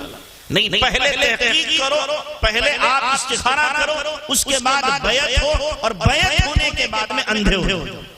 بیعت ہونے کے بعد کیا ہو جاؤ؟ اندھے. اب اپنے شیخ کے بارے میں خامیاں تلاش اگر کرتا ہے تو فیض نہیں ہو سکتا. بالکل غلطیاں، کوتاہیاں، گناہ شیخ سے ہو سکتے ہیں. اگر کسی اللہ والے سے گناہ کبیرہ بھی ہوتا ہے تو یاد رکھنا وہ اللہ والا نیچے نہیں گرتا، توبہ کرنے کے بعد پھر وہی پہنچ جاتا ہے. بھئی صحابی کی صحابیت، میں بڑا جملہ کہہ رہا ہوں، صحابی کی صحابیت زنا کرنے سے ختم نہیں، صحابی کی صحابیت شراب پینے سے ختم نہیں ہوئی، بلکہ اللہ کے نبی صلی اللہ علیہ وسلم نے فرمایا زنا تو ہوا ہے لیکن اس نے ایسی توبہ کی ہے اگر مدینے والوں پہ تقسیم کر دی جائے سب کی مغفرت ہو جائے گی. جب صحابی کی صحابیت ختم نہیں ہوتی، اگر اللہ والے سے کوئی گناہ ہو جاتا ہے تو ہمیں یاد رکھنا چاہیے ان کا اللہ سے تعلق ہے، وہ ابھی توبہ کریں گے اور ان اللہ یحب التوابین میں داخل ہو جائیں گے. تو گناہ ہونا یہ انسانی فطرت کا تقاضا ہے. گناہ پر جمنا، اڑنا، توبہ نہ کرنا یہ شیطانیت ہے. تو بات کہاں کی کہاں پہنچ گئی؟ میں کہہ رہا تھا دوسری بات کیا ہے، جو آدمی آخرت کی فکر کو اپنی فکر بنائے گا اللہ اس کو دنیا کی تمام فکروں سے کیا کر دے گا؟ آزاد کر دے گا. تمام فکریں اس کی ختم ہو جائیں گی. تو ایک فکر بنا لینا اور ایک فکر اوڑھ لینا آسان ہے سینکڑوں اور ہزاروں فکروں کو جنم دینے سے. تیسری بات کہ جو بندہ اللہ کو راضی کرتا ہے اللہ بندوں کو اس سے خود ہی راضی کر دیتا ہے. اور جو بندوں کو راضی کرنے کی کوشش کرتا ہے اللہ اس سے راضی ہوتا نہیں اور بندے بھی راضی نہیں ہوتے. اور یہ نصیحت حضرت عائشہ رضی اللہ تعالیٰ عنہ نے امیر معاویہ رضی اللہ عنہ کو کی تھی. جب انہوں نے خط لکھا کہ ہمیں کوئی نصیحت کیجئے اور مختصر نصیحت کیجئے، تو حضرت عائشہ رضی اللہ تعالیٰ عنہ نے نبی صلی اللہ علیہ وسلم کی زوجیت میں رہنے کا حق ادا کیا اور یہ نصیحت کی کہ دیکھو جو بندہ اللہ کو راضی کرنے کی کوشش کرتا ہے تو اللہ تعالیٰ بندوں کو اس سے خود راضی کر دیتا ہے، اور جو اللہ کی ناراضگی میں لوگوں کو راضی کرنے کی کوشش کرتا ہے تو لوگ بھی راضی نہیں ہوتے اور اللہ تو راضی ہونے سے راضی۔ تو ایک کو منانا آسان ہے یا ہزاروں کو منانا؟ اللہ کو منانا آسان، اور اللہ جتنی جلدی مان جاتا ہے کوئی اتنی جلدی مانتا نہیں ہے۔ ماں کو بھی منانا پڑے تو کبھی کبھی ماں بھی آنسو نکلواتی ہے تب مانتی، لیکن اللہ ایسا ماننے والا ہے دل سے صرف توبہ کر لے تو بھی اللہ مان جاتا ہے، زبان سے نہ کہے، آنسو نہ نکلے، دل سے سچی اس نے توبہ کر لی، اللہ پھر وہ راضی ہو گیا، مان گیا اللہ تعالیٰ۔ تو اللہ کو منانا اور اللہ کو راضی کرنا بہت آسان ہے۔ تو اس لیے اللہ کی رضا کو بندہ تلاش کرے کہ اللہ کی رضا کن اعمال میں ہے اور اللہ کی ناراضگی کن اعمال میں ہے۔ اللہ جب راضی ہوتا ہے تو میرے بھائیو سارے کام بن جاتے ہیں، اور اللہ جب ناراض ہوتا ہے تو بنتے کام بگڑنا شروع ہو جاتے ہیں۔ تو اللہ کی رضا ہم تلاش کریں، اور اس کے لیے اپنے دل میں اللہ کو ہم اس وقت راضی کریں گے جب اللہ کی محبت کو اپنے دل میں پیدا کریں۔ جس سے محبت ہوگی اس کو ناراض نہیں کیا جاتا۔ بیوی سے محبت ہوتی ہے، بیوی کو شوہر سے محبت ہوتی ہے، دونوں راضی، اور جہاں شوہر ناراض ہوا، نیک بیوی جب تک منا نہ لے اسے چین نہیں پڑتا۔ باپ ناراض ہو جائے، فرما بردار بیٹا جب تک منا نہ لے تب تک چین نہیں پڑتا۔ ایسے ہی جس بندے کو اللہ سے محبت ہے، اللہ سے تعلق ہے، اگر کوئی کام اللہ کی رضا کے خلاف ہوا ہے، جب تک وہ اللہ کو منا نہیں لے گا اس وقت تک وہ چین سے بیٹھ نہیں سکتا۔ تو اپنے دلوں میں اللہ کی محبت کو، اللہ کے تعلق کو پیدا کرنے کی ضرورت ہے۔ آج محبتیں ہیں لوگوں کو، نہ معلوم کن کن سے ہیں، اور خاص طور سے میں جوانوں کو کہوں گا شاید 100 میں سے 2 بچے ہوں جن کا تعلق کسی سے محبت والا نہ ہو، شاید 2 بچے ہوں، ورنہ 98 وہ ہوتے ہیں جن کے دل کا کانٹا کہیں نہ کہیں فٹ ہوتا ہے، کہیں نہ کہیں جڑا ہوا ہے۔ اللہ کی محبت دل میں نہیں، غیر اللہ کی محبت بس دل میں سمائی ہوئی ہے، اور وہ دل ویران ہے جس دل میں اللہ کی محبت نہ ہو، ویران دل ہے۔ آج لڑکے لڑکیاں آپس میں کیا ہیں، ایک دوسرے کو میسج کریں گے، ایک دوسرے سے کہیں گے آئی love you, I miss you, یہ آج کل کا کیا محاورہ بن گیا، حالانکہ سوائے مکاری کے جھوٹ کے کچھ نہیں ہوتا، صرف خواہش نفس ہے، اس کے علاوہ کچھ نہیں ہے۔ تو ایک دوسرے کو کہہ رہے ہیں آئی love you, I miss you. ارے کبھی ہم نے تنہائی میں بیٹھ کے اللہ سے بھی کہا، کبھی اللہ سے بھی کہا آئی لو اللہ، اے اللہ میں تجھ سے پیار کرتا ہوں، کبھی کہا ہم نے آئی مس اللہ، اے اللہ میں تجھے مس کرتا ہوں، کبھی کہا ہم نے؟ یہ دل تو اللہ نے اپنی محبت کے لیے بنایا تھا۔ قرآن میں اللہ تبارک و تعالیٰ نے اسی لیے صاف فرمایا ہے کہ دنیا کی چیزوں کی محبتیں اور رشتہ داروں کی محبتیں اگر تمہارے دل میں اللہ رسول سے زیادہ ہیں فتربصوا حتی یاتی اللہ بامری، قرآن صاف اعلان کر رہا ہے قل ان کان آباؤکم وابناؤکم وازواجکم وعشیرتکم واموال اقترفتموها وتجارة تخشون کسادها ومساکن ترضونها احب الیکم من اللہ ورسولہ وجہاد فی سبیلہ فتربصوا حتی یاتی اللہ بامری، کہ ان کی محبتیں اگر تمہارے دل میں اللہ رسول سے اور اس کے راستے میں جہاد کرنے سے زیادہ ہے تو انتظار کرو اللہ کے فیصلے کا۔ تو ہم نے اپنے دلوں میں نہ معلوم کس کس کی محبت کو سجا رکھا۔ دل ایک ہے یاد رکھنا، اور ایک کے لیے ہے، دل ایک ہے اور کس کے لیے ہے، ایک کے لیے ہے، اللہ کے لیے ہے، اور اس دل میں اللہ کے علاوہ جو محبت ہوگی اس دل کو چین نہیں مل سکتا، سکون نہیں مل سکتا۔ بے دین کے دل کو کبھی سکون نہیں ملے گا۔ جب دل میں اللہ اللہ کی محبت ہوگی تو یہ دل بہاروں سے زیادہ، گلستان سے زیادہ سرسبز و شاداب ہوگا۔ تو اس لیے اپنے دل میں ہمیں اللہ کی محبت کو بسائیں۔ اچھا محبت ہے کیا؟ مولا تقی عثمانی کے اشعار ہیں، میں ان کو آپ کو سناتا ہوں۔ محبت کیا ہے؟ دل کا درد سے معمور ہو جانا۔ محبت کیا ہے؟ دل کا درد سے معمور ہو جانا، متائے جاں کسی کو سونپنا مجبور ہو جانا۔ ہماری بادہ نوشی پر فرشتے رش کرتے ہیں، کسی کے سنگ در کو چومنا مخمور ہو جانا۔ بسا لینا کسی کو دل میں دل ہی کا کلیجہ ہے، بسا لینا کسی کو دل میں دل ہی کا کلیجہ ہے، پہاڑوں کو تو آتا ہے فقط جل کے دور ہو جانا۔ قدم ہے راہ الفت میں تو منزل کی حوث کیسی، قدم ہے راہ الفت میں تو منزل کی حوث کیسی، یہاں تو عین منزل ہے تھکن سے چور ہو جانا۔ تو اس لیے محبت اس دل کے اندر اللہ کی ہو، اور اللہ کے واسطے سے پھر رشتہ داروں سے، اولاد سے، دوسری چیزوں سے محبت ہو اللہ کے واسطے سے، لیکن اصلاً محبت اللہ کی اس دل کے اندر ہوگی، تب یہ دل آباد ہوگا، اس دل میں چین ہوگا، اس دل میں سکون ہوگا۔ اور محبت اللہ کی کتنی ہو؟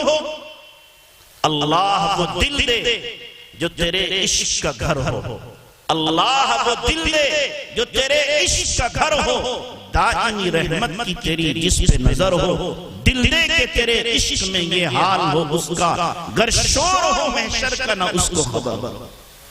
اتنی محبت اللہ کی ہم اپنے دل میں مانگیں کہ اللہ تعالیٰ اپنی محبت بسا دے۔ اللہ نے یہ دل اپنی محبت کے لئے رکھا ہے، اسی لیے قرآن میں اللہ نے کیا فرمایا؟ ان اللہ اشتری من المؤمنین انفسهم واموالهم بان لهم الجنہ، کہ اللہ نے ایمان والوں کے جان اور مال کو جنت کے بدلے خرید لیا ہے۔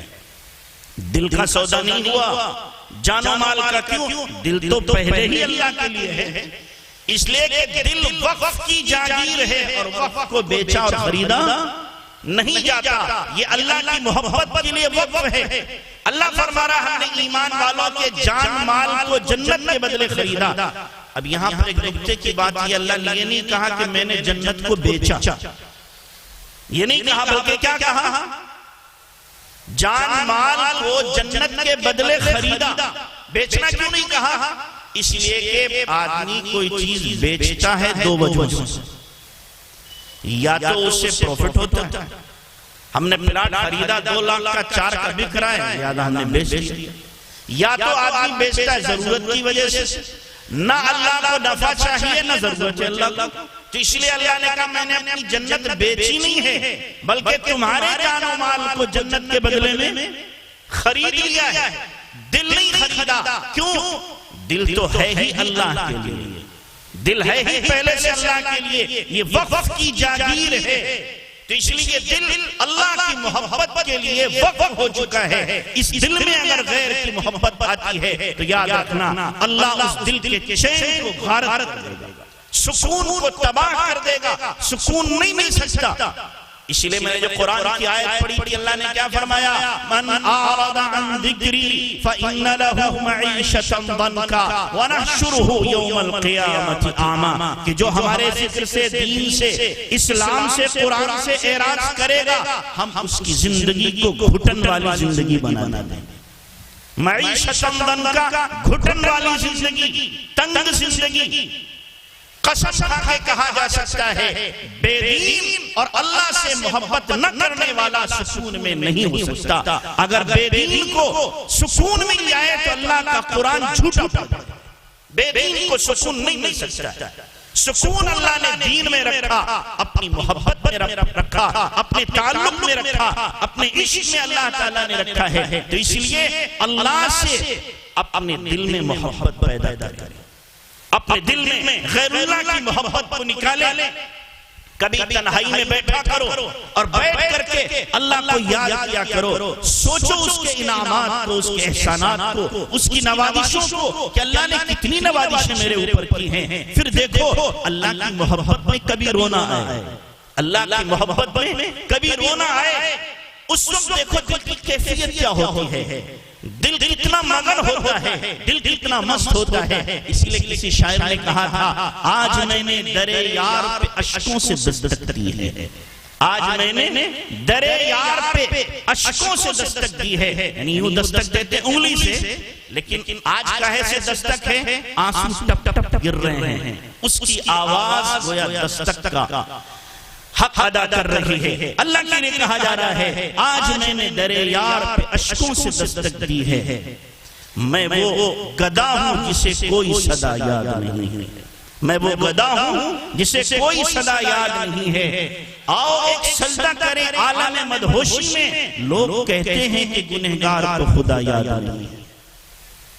تو اس لیے تنہائی میں بیٹھ کر کبھی اللہ کی محبت میں آنسو بہانا، رونا، یہ نصیب ہو جائے. زہ قسمت زہ مقدر. اللہ تبارک تعالیٰ تو اپنے بندوں کو خود بلائے، اللہ اپنے بندوں کو خود بلا رہا ہے. میرے بندوں آؤ میری طرف، آؤ ففروا الی اللہ، آؤ میری طرف.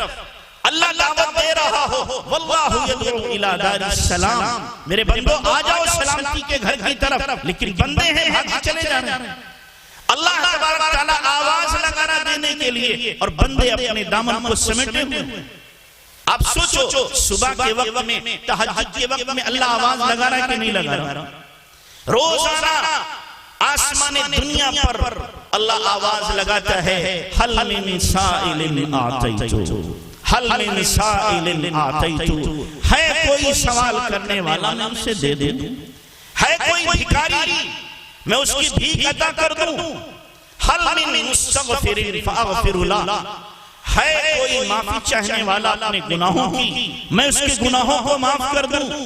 حل من مسترزق فارزق لہ، ہے کوئی روزی کا طلبگار اپنی تجارت کاروبار میں پریشان، میں اس کے روزی کے مسئلے کو حل کر دوں. اللہ تو آواز لگائے میرے بندوں آؤ. ایسے وقت میں کوئی خوش قسمت اللہ کا چاہنے والا ضرورت مند کھڑا ہو اور وضو کرے اور مصلی بچھا کے کہے اے اللہ تو آواز لگا رہا ہے میں لینے کے لیے آ گیا. اللہ میں گنہگار ہوں مجھے معاف کر دے، میں بھکاری ہوں تو داتا ہے میری جھولی بھر دے. اے اللہ تو ہی روزی کے مسئلے کو حل کرنے والا ہے، میری روزی کے مسئلے کو حل کر دے. اگر تہجد میں اس وقت میں کوئی بندہ مانگنے کا اپنا معمول بنا لیتا ہے تو یاد رکھنا اللہ تعالیٰ اسے محروم نہیں کرتا، اللہ اسے محروم نہیں کرتا. مانگنے والے مانگتے ہیں اور خوب مانگتے ہیں، خوب مانگتے ہیں. بمبئی کے اندر ایک لڑکی مولانا منیر صاحب بستی کے، آپ شاید جانتے ہوں گے، ان کے پاس میں اس لڑکی کا باپ آیا اور باپ نے آ کر کہا میری بچی کے کچھ حالات ہیں میں بتانا چاہتا ہوں. حالات بتائے. حالات میں اس نے یہ بھی بتایا کہ میری بچی کو اب تک اللہ کے نبی کا 50 مرتبہ خواب میں دیدار ہو چکا ہے. 18 سال کی بچی 50 مرتبہ اللہ کے نبی کو خواب میں دیکھ چکی. تو مولانا نے پوچھا آپ کی بچی کا عمل کیا ہے، کون سا اس کا معمول ہے، کتنی مرتبہ درود پڑھتی ہے، کیا کام کرتی ہے؟ تو کہا میری بچی کے 3 خاص عمل ہیں، 3 خاص عمل ہیں. آپ اپنے گھروں میں جا کے بتانا تاکہ ہمارے گھر کی مائیں بہنیں بھی ان اعمال کو کرنے والی بنے. کا پہلا عمل یہ ہے کہ میری بچی اذان ہوتے ہی نماز پڑھتی. مولانا کا یہ تو کوئی بڑی بات نہیں، بہت سی عورتیں پڑھتی. کہا نہیں، اذان اگر ہوئی میری بچی جھاڑو لگا رہی تو جھاڑو وہیں پہ چھوڑ دیں کہ پہلے نماز بعد میں جھاڑو.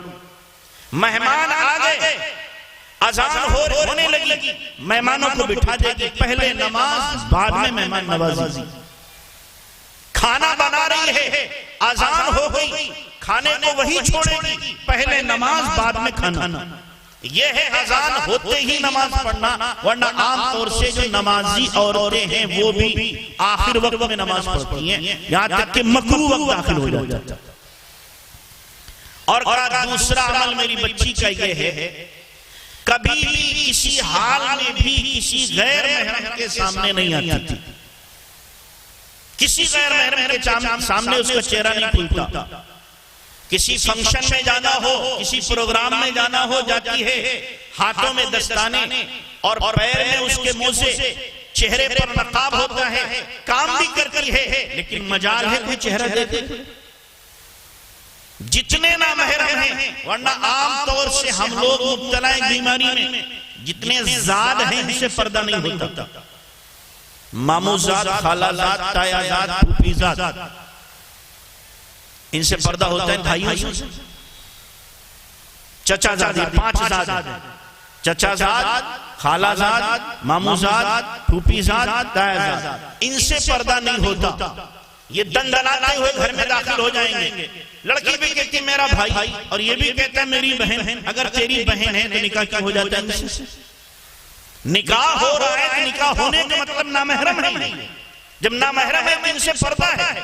لیکن بڑے بڑے گھرانوں میں جو دیندار کہلاتے ہیں، یاد رکھنا ان سے پردہ نہیں ہوتا، جس کے نتائج کبھی کبھی بہت بھیانک آتے ہیں سامنے، بہت بھیانک آتے ہیں. اور کتنے گھروں کے اندر بدکاریاں ہو جاتی ہیں، مجھے معاف کریں، کتنے گھروں کے اندر. ان لوگوں سے بھی پردہ کرائیں. صاف کہیں تمہارے لیے باہر بیٹھک ہے، یہاں بیٹھو، گھر میں گھسنے کی تمہیں ضرورت نہیں، تم گھر میں نہیں گھسو گے. چچی سے بھی پردہ ہے، اور اسی طریقے سے مامی سے بھی پردہ ہے، تائی سے بھی پردہ ہے، ان سے پردہ ہے. پھوپھی اور خالہ سے پردہ نہیں، پھوپھی خالہ سے نہیں، باقی ان 3 سے تو پردہ ہے. اور بچیاں ان کی جو ہیں بہنیں، ان سے سب سے پردہ. لیکن کتنے لوگ ہیں جو پردہ کرتے ہیں؟ عامتاً پردہ نہیں ہوتا، عامتاً پردہ نہیں ہوتا، اور جس کی وجہ سے بے حیائی کا ارتکاب بہت مرتبہ ہو جاتا ہے. تو اس لیے ہم لوگوں کو اس کا خاص خیال رکھنا چاہیے. تو کہا ہماری بچی ان سے بھی پردہ کرتی ہے، ان کے سامنے بھی نہیں آتی، اور ہمارے گھر میں کوئی ایسے دندناتا ہوا داخل نہیں ہو سکتا، کوئی نہیں جا سکتا ہمارے گھروں میں. اور کہا تیسرا عمل ہماری بچی کا یہ ہے، روزانہ تہجد میں تہجد پڑھ کر 1.25 گھنٹہ اللہ سے دعا مانگتی تھی. کتنی دیر؟ 1.25 گھنٹہ. جو دعا مانگے گی تو کم سے کم آدھا گھنٹہ تو نماز میں بھی لگائے گی. 1.25 گھنٹہ اللہ سے مانگ رہی. یا تو 1.25 گھنٹے میں ہاتھ تھک جائیں گے، نیچے کو ڈال لیں گے. اگر میں ادھر دعا کر رہا ہوں تو میں نیچے آمین آمین شروع ہو جائے، ہاتھ ڈال کے تھک جائیں گے. نہ ہم اتنی دیر مانگ پائیں گے، نہ آپ اتنی دیر آمین کہہ پائیں گے. وہ 1.25 گھنٹہ روزانہ دعا مانگ رہی ہے. کیسا اللہ سے تعلق ہوگا؟ کیسا اللہ سے تعلق ہوگا اس کا؟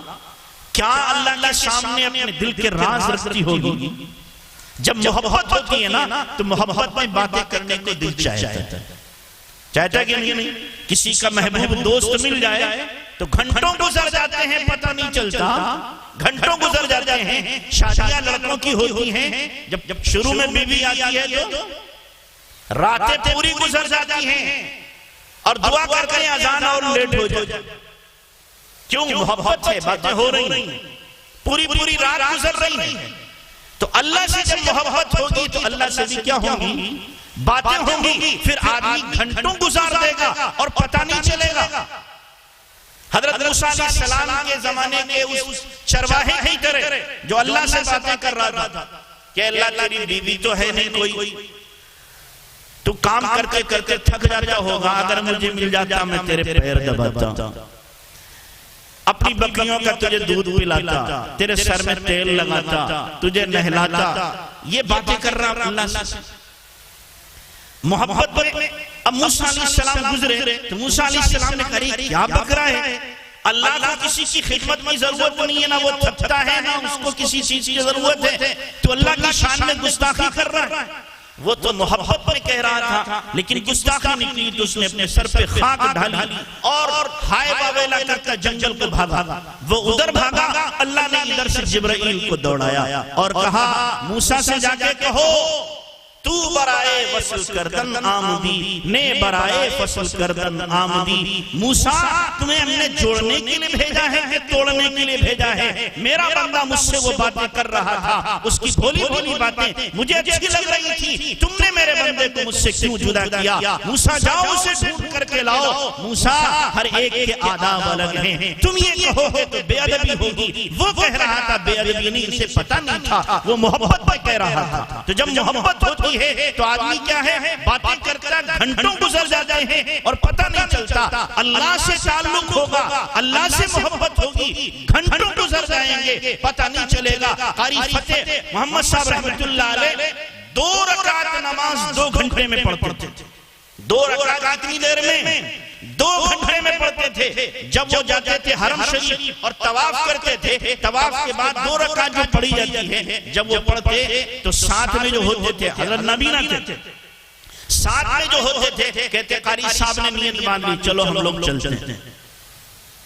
اب وہ لوگ چلے جاتے, کھاتے پیتے نہاتے دھوتے ناشتہ کر کے آتے تو قاری صاحب کی 2 رکعت پوری نہیں ہوتی. 2 گھنٹے میں 2 رکعت. ایک مرتبہ ایک سامنے گھڑی دیکھی 55 منٹ کا ایک سجدہ تھا. کتنی دیر کا؟ 55 منٹ کا ایک سجدہ. ہمارے بس کا ہے؟ ہم تو کہیں گے نکسیر پھوٹ جائے گا. امام صلی اللہ علیہ وسلم سجدہ کر دے تو شامت آ جائے, لیکن وہاں 55 منٹ کا سجدہ وہی کر سکتا ہے جس کے دل میں اللہ کے عشق کی آگ لگی ہوئی ہو, اللہ کی محبت سے جس کا دل لبریز ہو وہی کر سکتا ہے. ایک مرتبہ حضرت نے ریاض الجنہ میں نماز پڑھی, لمبا سجدہ کیا. ایک عرب بیٹھا ہوا تھا بوڑھا, کہنے لگا انہو قد مات الشیخ. بڑے میاں گئے, بڑے میاں گئے, اس نے لمبا سجدہ دیکھا نہیں, وہ سوچنے لگا سجدے میں انتقال ہو گیا. 55 منٹ کے بعد سر اٹھایا. تو یہ سجدے ہمیں کب نصیب ہوں گے؟ اللہ سے تعلق ہوگا, اللہ سے محبت ہوگی اور اللہ سے عشق ہوگا. لمبے سجدہ کرنے, لمبے سجدے کرنے میں مزہ آئے گا, پھر نماز پڑھنے میں مزہ آئے گا. آج تو نماز پڑھتے پتہ ہی نہیں چلتا کیا پڑھ جاتا. کیوں؟ یہ نماز ہماری کیا ہے؟ بے کیف ہے, بے لذت ہے, سرور نہیں ہے. اور جب اللہ سے تعلق ہوگا تو ہم کیا سوچیں گے؟ حدیث قدسی ہمارے سامنے ہوگی. اللہ کے نبی جناب رسول اللہ صلی اللہ علیہ وسلم نے کیا فرمایا؟ جب بندہ نیت مانتا ہے, اللہ فرماتا ہے ارفعوا الحجب بینی و بین عبدی, اٹھا دو پردے میرے اور میرے بندے کے درمیان, اب میں اپنے بندے سے بات کروں. کالنگ ہوگی, کیا ہوگی؟ کالنگ ہوگی. کال کرتے ہیں نا, ادھر سے جواب, ادھر سے سوال, ادھر سے جواب, ادھر سے سوال. تو اللہ کہتا ہے اب میرے بندے سے میری بات. بندے نے کہا الحمدللہ رب العالمین, جیسے ہی کہا ادھر سے جواب آیا. حدیث قدسی ادھر سے جواب آیا حمدنی عبدی, میرے بندے نے میری تعریف کی. کالنگ ہو رہی کہ نہیں ہو رہی؟ کالنگ ہو رہی. ادھر بندے نے کہا الرحمن الرحیم, جواب آیا اسنا علی عبدی, میرے بندے نے میری ثنا بیان کی. ادھر سے بندے نے کہا مالک یوم الدین, اللہ نے فرمایا مجدنی عبدی, میرے بندے نے میری بزرگی بیان کی. بندے نے کہا ایاک نعبد و ایاک نستعین, اللہ نے فرمایا ھذا بینی و بین عبدی, یہ میرے اور میرے بندے کے درمیان آدھا آدھا ہے. بندے کا کام عبادت کرنا, میرا کام مدد کرنا. بندے نے کہا اہدنا الصراط المستقیم صراط الذین انعمت علیہم غیر المغضوب علیہم ولا الضالین, اللہ نے فرمایا ھذا لعبدی ولعبدی ما سأل, یہ سب کا سب میرے بندے کا, اور بندے نے جو مانگا وہ ملے گا. بندے نے جو مانگا وہ ملے گا. اب بتاؤ یہ کالنگ ہو رہی کہ نہیں ہو رہی؟ یہ تصور اگر ہمیں ہو کہ جب میں کہتا ہوں الحمدللہ رب العالمین, میرا اللہ مجھے جواب دیتا ہے, تو الحمدللہ ایک سانس میں پڑی جائے گی. رمضان میں آپ سانس کیا کرتے ہیں؟ کیا کرتے ہیں آپ سانس؟ ایک سانس میں پوری الحمد شریف پڑھ گئے, یعنی اللہ کو جواب دینے کا موقع ہی نہیں دیتے, ایک سانس میں پڑھ رہے ہیں. یہ تصور اگر ہوتا کہ میرا اللہ مجھے جواب دے رہا ہے تو کس لذت کے ساتھ پڑھتا, کس مزے کے ساتھ پڑھتا. امام زین العابدین رحمت اللہ علیہ کے بارے میں آتا ہے جب وہ نماز پڑھتے تھے, پڑھاتے اور الحمدللہ رب العالمین کہتے, تھوڑا سا سکسا کرتے رکتے, پھر کہتے الرحمن الرحیم. ایک وقت کسی نے پوچھا حضرت ہم لوگ تو اتنا نہیں رکتے, آپ اتنا لمبا سکسا کیوں کرتے آیت پڑھنے کے بعد؟ کیا جواب دیا؟ اللہ اکبر, یہ ہے محبت. فرمایا اتلذذ بجواب ربی, میں اپنے رب کے جواب سے مزہ پاتا ہوں, میں اپنے رب کے جواب سے مزہ پاتا ہوں. دل کے کانوں سے گویا سنتا ہوں کہ میرا رب مجھے جواب دے رہا ہے, میرا رب مجھے جواب دے رہا ہے. جب محبت ہوگی تو محبت والی نماز ہوگی, محبت والی نماز ہوگی، ورنہ نمازیں ہم پڑھ رہے ہیں لیکن زندگی میں ایک سجدہ بھی نصیب نہیں ہوتا کہ جو سجدہ خالص اللہ کی محبت بھرا ہوا ہو، جس میں اللہ کے سوا کوئی نہ ہو۔ ہم ذرا سوچیں تو صحیح، اللہ نے موسیٰ کو فرعون کے پاس بھیجا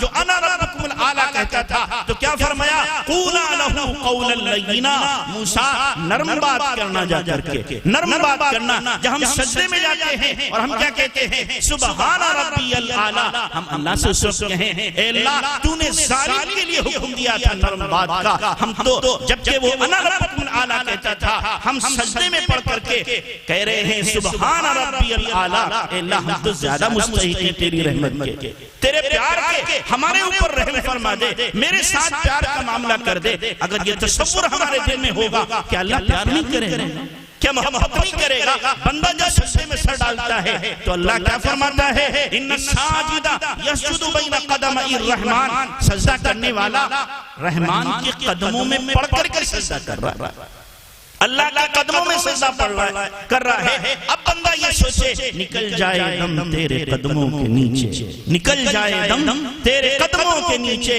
یہی دل کی حسرت، یہی آرزو ہے۔ اب سجدہ کرے گا تو لمبا کرے گا۔ حضرت مولانا یحییٰ صاحب رحمۃ اللہ علیہ سے کسی نے پوچھا حضرت آپ بہت لمبا سجدہ کرتے ہیں، فرماتے ہیں اس لیے کرتا ہوں ہو سکتا ہے دوبارہ پھر سجدے کی مجھے توفیق ملے نہ ملے، اس لیے لمبا سجدہ کرتا ہوں۔ نماز میں انہیں مزہ آتا ہے۔ حضرت حاجی امداد اللہ مہاجر مکی رحمۃ اللہ علیہ سے کسی نے پوچھا حضرت آپ کی تمنا، فرمایا میں جنت میں اگر جاؤں گا تو میری تمنا یہ ہوگی اللہ سے کہوں گا اے اللہ اپنے عرش کے نیچے ایک مصلی کی جگہ دے دیتا کہ میں سجدہ کرتا رہوں، سجدہ کرتا رہوں۔ کیا تعلق ہوگا ان کو، کیا تعلق ہوگا؟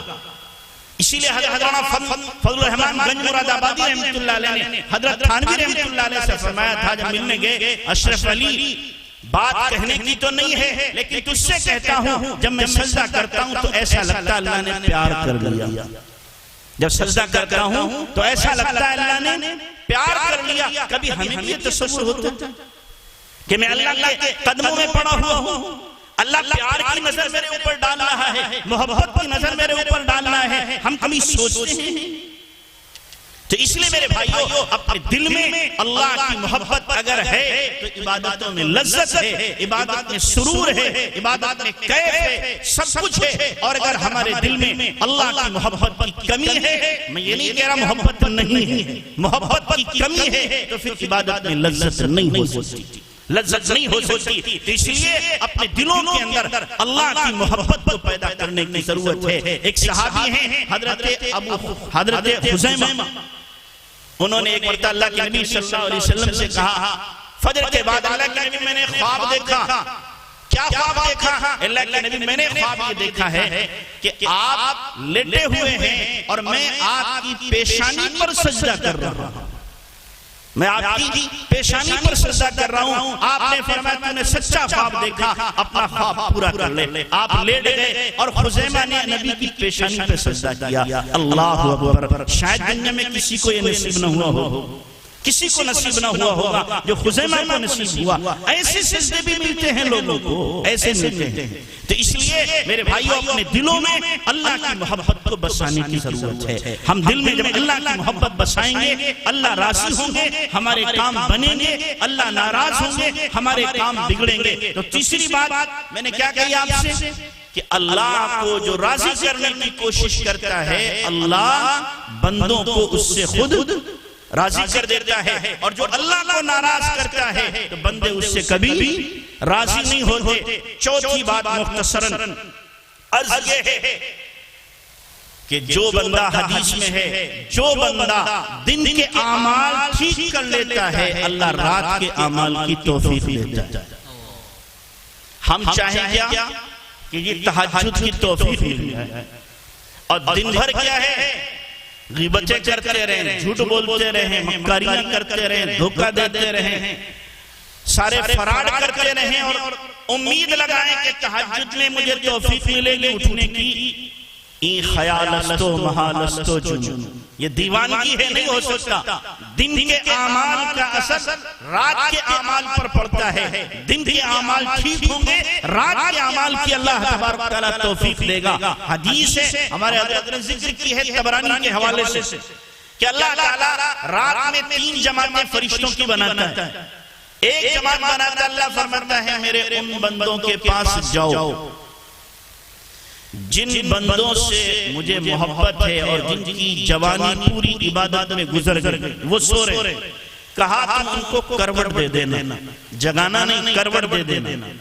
وہ اگر جاگ کے عبادت کریں تو بھی مجھے پسند ہے, سوتے رہیں تو بھی مجھے پسند ہے. کیوں؟ جوانی عبادت میں لگا دی, لہذا بڑھاپے میں بغیر کیے ملے گا. دوسری جماعت فرشتوں کی بنتی ہے. اللہ فرماتا ہے میرے ان بندوں کے پاس جاؤ جن کا رات میں اٹھنا مجھے پسند ہے. فرشتے جاتے ہیں, ان کے پیر دباتے ہیں, انہیں اٹھا دیتے ہیں. آپ میں سے اکثروں کے ساتھ کبھی ہوتا ہوگا, کبھی لگتا ہے کسی نے پکڑ کر اٹھا دیا رات میں. تو اللہ تعالیٰ اٹھانا چاہتا ہے کہ ان کا رونا, ان کا دھونا, ان کا مانگنا, عبادت کرنا, مجھے یاد کرنا اچھا لگتا ہے, اچھا لگتا ہے. لہذا ان کو جا کے اٹھا دو. یہ اٹھ کے روئیں گے, مجھے مزہ آئے گا. بندے کے رونے سے اللہ تعالیٰ لطف اندوز ہوتے ہیں. ایک حدیث یاد آئی, اللہ کے نبی صلی اللہ علیہ وسلم نے فرمایا بعد بندے دعا مانگتے رہتے, قبول ہی نہیں ہوتی. یہاں تک کہ فرشتے سفارش کرتے ہیں اللہ زمانہ ہو گیا مانگتے, اب تو دے دو. اللہ کہتے ہیں میں اگر دے دوں گا مانگنا بند کر دے گا, اور اس کا رونا مجھے بڑا اچھا لگتا ہے. اس کا رونا اچھا لگتا ہے. تو اللہ بعض کو رلا کر کیا ہے, بعض کو رلانا چاہتے ہیں کہ روئے تو مجھے اچھا لگے. تو دوسری جماعت اللہ بھیجتا ہے اپنے ان مقبول محبوب مخلص بندوں کے پاس کہ جن کا اٹھنا, جن کا رونا, عبادت کرنا اللہ کو پسند ہے. تیسری جماعت اللہ بناتا ہے فرشتوں کی اور کہتا ہے میرے ان بندوں کے پاس جاؤ جن کا اٹھنا مجھے پسند نہیں. خبردار وہ اٹھنے نہ پائیں, ان کو سلا دو جا کر کے, تاکہ میرے مقبول بندوں کے وقت میں یہ لوگ مانگنے والے نہ بن جائیں. اب اگر کوئی آدمی کہے میری آنکھ کھلتی نہیں, کھولی نہیں جاتی, اللہ کو اٹھنا پسند نہیں ہے, آپ کو تہجد میں اٹھا نہیں جاتا, نہیں, اللہ چاہتا نہیں ہے کہ تم اٹھو, تم یوں ہی پڑے رہو, تمہارا اٹھنا پسند نہیں ہے. تو اس لیے اگر ہم چاہیں کہ رات میں اٹھنا نصیب ہو, رات میں اللہ سے مانگنا نصیب ہو, اس کے سامنے رونا دھونا, ذکر تلاوت ہمیں مل جائے, تو دن کے اعمال درست کریں گے, اللہ رات کے اعمال کی ہمیں توفیق عطا فرمائے گا. تو اس لیے میرے بھائیو ہم سب نیت کریں کہ اللہ تبارک تعالیٰ ہمیں رات میں اٹھنے والا بنائے, اپنی محبت اللہ عطا فرما دے, اپنا عشق اللہ تعالیٰ ہمیں دے دے. جو کچھ کہا سنا گیا ہے اللہ اس پر عمل کی توفیق عطا فرمائے. وآخر دعوانا ان الحمدللہ رب العالمین.